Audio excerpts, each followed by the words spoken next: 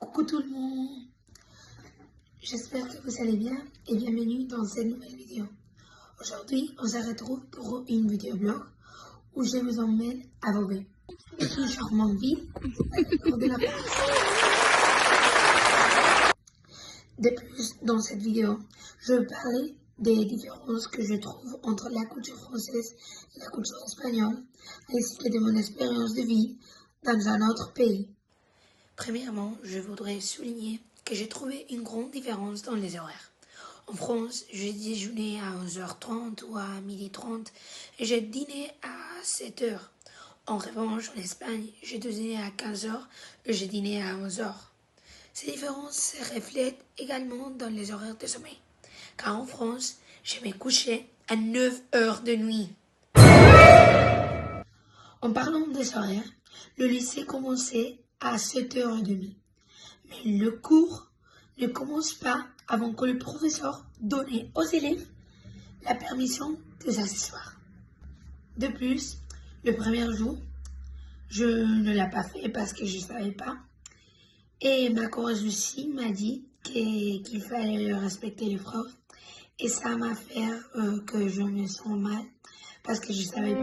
C'est dommage, mais je ne savais pas. Aussi, dans ce même cours, et sans le vouloir, je tutoyais le prof, parce qu'en Espagne c'est normal, oui, mais en France, tutoyer le professeur, c'est un signe de respect. Par conséquent, en ce qui concerne le domaine éducatif, je préfère l'éducation en Espagne, car la relation entre les élèves et le prof, c'est plus proche et plus agréable. Alors, quelque chose qui m'a paru trop bizarre, c'est que les élèves utilisaient leur téléphone portable au lycée. Cela peut favoriser le développement d'une addiction aux écrans. Bon, j'ai également trouvé curieux qu'ils aient des salles communes où l'on pouvait jouer du piano, jouer à des jeux de société ou faire ses devoirs. Ça, c'est quelque chose que j'aime beaucoup parce que si vous ne pouvez pas aller à la bibliothèque à étudier, vous pouvez aller au foyer et étudier là-bas. Ensuite, j'aimerais parler de comment étaient les maisons en France. La maison de ma choriste était individuelle et en la périphérie de la ville, car il est plus courant en France de vivre entouré de nature plutôt que du bruit des voitures et de la pollution de la ville, comme c'est le cas ici en Espagne. Dommage, oui. En outre, dans la maison de ma choriste, la salle de bain et les toilettes étaient séparées. Et quand j'ai dit à Lucie, ma choriste, que c'était bizarre, elle m'a répondu que c'était nous qui étions bizarres d'avoir tout ensemble dans la même pièce. Maintenant, je veux parler des endroits que j'ai visités. À Beauvais, je visitais les musées de la ville et la cathédrale Saint-Pierre.